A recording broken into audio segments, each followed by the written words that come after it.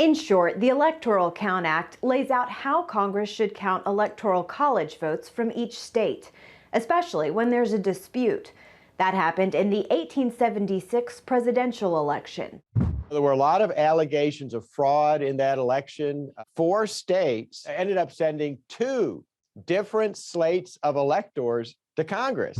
A decade later, the Electoral Count Act established a joint session of Congress to oversee the counting of electoral votes. During that process, any written objection to the votes from at least 1 House member and 1 senator sends lawmakers back to their respective houses to consider the objection.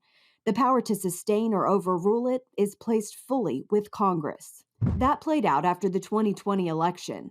The law is back in the spotlight because former President Donald Trump and others insist Vice President Mike Pence had the power to throw out certain election results. They were hoping that there would be objections made under the act by a member of the House and member of the Senate to the electoral votes coming from particular states, places like Georgia and Arizona, and then there would be a debate about whether they should be sustained or overruled. They were all overruled.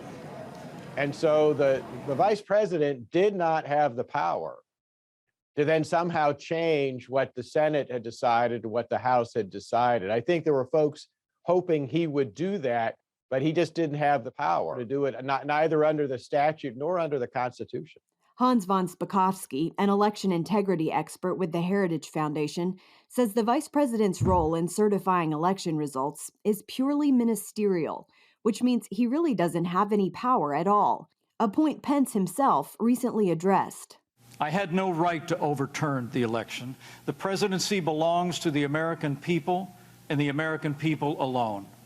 And frankly, there is no idea more un-American than the notion that any one person could choose the American president. While Spakovsky sees 2020 as an example of the Electoral Count Act working, a bipartisan group of lawmakers feel the law needs to be clarified.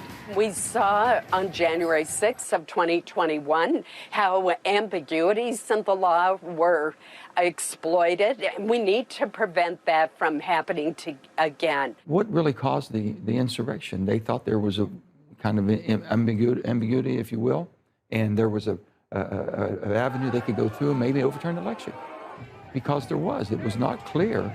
And when one congressman and 1 senator can bring a state's authentic count to a halt, it's wrong. Senator Manchin says he's confident a bill reforming the Electoral Count Act will pass. Spakovsky disagrees, saying an amendment would not have prevented what happened on January 6th.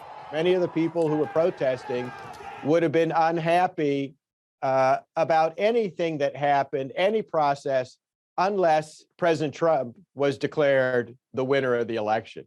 Meanwhile, some Democrats worry that a focus on just the Electoral Count Act could reduce urgency to pass through some larger voting rights bills. And Republicans worry Democrats could try and use the process to work in some of the measures they haven't been able to get through Congress. Caitlin Burke, CBN News.